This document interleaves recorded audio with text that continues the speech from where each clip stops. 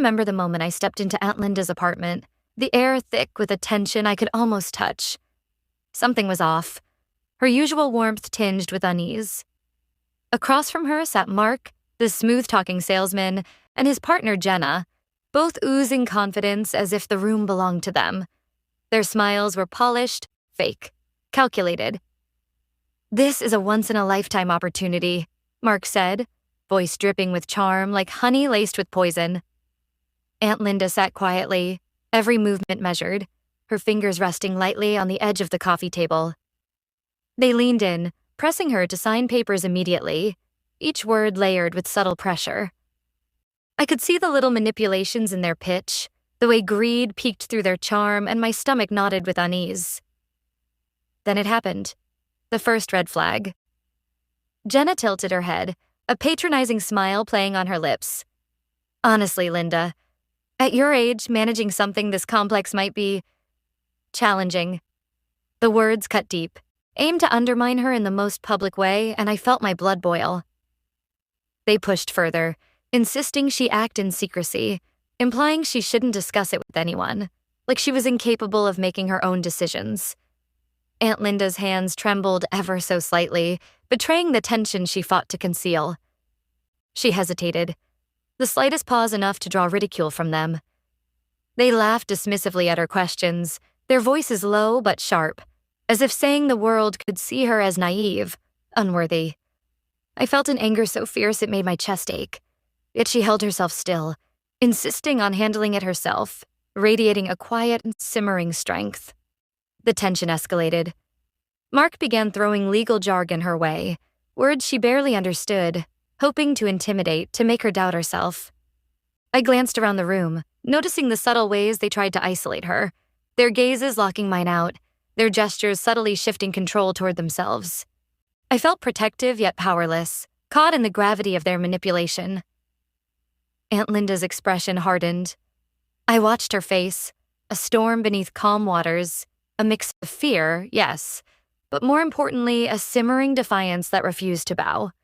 And then, almost imperceptibly, she reached for her phone. I caught the movement out of the corner of my eye, a secret hint of the plan she had been hiding all along. My pulse quickened. This was no ordinary confrontation. This was the beginning of something far larger than intimidation. It was the quiet stirrings of justice. Aunt Linda has always carried herself with a quiet fire, a resilience forged through years of rebuilding after a messy divorce. I've watched her life, every sacrifice, every lonely night spent supporting her siblings and her nieces and nephews, her own youth slipping through her fingers like sand. She gave everything to others, often at her own expense. I remember the betrayal that left scars no one could see. Years ago, a friend she trusted implicitly drained her savings, leaving her both financially shaken and painfully aware of the fragility of trust. I can still picture her in the kitchen late at night, tears slipping silently down her cheeks while she smiled warmly at the world, hiding every shard of hurt behind a mask of calm. Her caution with money isn't paranoia. It's hard-earned wisdom. She has always warned me, not everyone who smiles is honest. Watch closely. Listen carefully. She's faced a lifetime of being underestimated, dismissed because of her age, her gender, the quiet authority she carries. I've seen her battle with coworkers who embezzled, landlords who threatened, friends who vanished with family heirlooms. Every time she endured, and every time she grew stronger. Her lessons weren't just words, they were lived experience. She taught me to observe, to be patient, to plan quietly while the world underestimated us. Now, as she faces Mark and Jenna, I feel the weight of all those years pressing into the moment. This isn't her first battle. Her subtle nervous tics, the way she taps her fingers against the table, the faint bite of her lip, remind me that trauma never fully leaves, but also that it sharpens her, makes her more dangerous when cornered. Then, almost in a whisper, she shares her secret with me. "I've recorded everything," she says, eyes calm but determined, a skill she's never revealed, a weapon she has kept hidden. And in that instant, I understand. All the humiliation she has endured, every betrayal, every slight has prepared her for this. The very shame they tried to impose today will become the fuel for her ultimate reckoning. Mark and Jenna's smiles began to falter, impatience creeping in, and suddenly the polite veneer cracked. Their irritation was subtle at first, a tightening of jaws, a sharper tone, but soon it became unmistakable. They started questioning Aunt Linda's intelligence outright, implying she didn't understand the paperwork, as if her years of experience accounted for nothing. Aunt Linda remained calm, her posture composed, but I noticed the flicker in her eyes. Sharp, scanning, calculating. She was already assessing every angle, every possible way to capture evidence. The tension in the room thickened as their voices rose, the condescension now public in the apartment lobby, echoing against the walls. I wanted to step in, to protect her, but I knew even a small interruption could escalate the situation. Their manipulation was psychological, a slow tightening of control, and I had to trust her. Aunt Linda took a deliberate sip of tea, a perfect mask of distraction, and in that moment I saw her subtly activating the hidden recording apps on her phone. Mark's smirk twisted into mockery. "You're hesitating again, Linda. Maybe this isn't for you. We could always take the deal elsewhere," he threatened, attempting to corner her. Her hand trembled slightly on the phone, a faint tremor betraying tension, but her gaze never wavered. Steady, focused, unwavering. Then she shifted tactics. With deliberate precision, she began asking pointed, calculated questions, each one exposing cracks in their confidence, revealing their lack of preparation. I watched Mark and Jenna stiffen, the first real signs of nerves showing as they stumbled over answers. Aunt Linda feigned confusion at times, drawing them out further, letting them reveal their intentions on their own, every word captured secretly by her recordings. I felt the room shift. Her patience, her calm was no longer passivity. It had become a weapon. Every deliberate pause, every carefully measured gesture was a move in a silent, strategic game. I knew one wrong move could tip the balance, yet she navigated it flawlessly. Finally, Mark and Jenna gathered their things and left, their smugness intact, unaware that every lie, every condescending comment had been meticulously recorded. They walked away thinking they had won, while the first seeds of her empowerment had already taken root. Aunt Linda remained seated, serene, her quiet smile a signal that the battle was far from over, and that she had already set the stage for the reckoning to come. I sit beside Aunt Linda, the recordings spread across her laptop, and the full scale of their deception hits me like a punch to the gut. Every word, every lie, every manipulative tactic, they had laid it all bare without even realizing it. She leans back, her eyes calm, and begins revealing details I never knew about. Hidden cameras in the corners of her apartment, smart devices synced to record, even backup systems she'd quietly maintained for emergencies. Every precaution had been taken, years of foresight hidden beneath her unassuming exterior. The betrayal solidifies in my mind.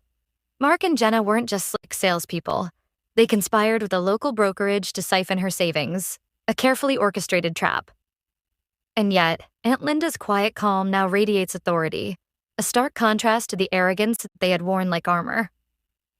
Pride and adrenaline surged through me. This is no longer about defense. This is preparation for counterattack, for retribution. She picks up her phone and dials an old lawyer friend, a trusted ally from years past, her voice steady but determined. Every word exchange shifts the power dynamic.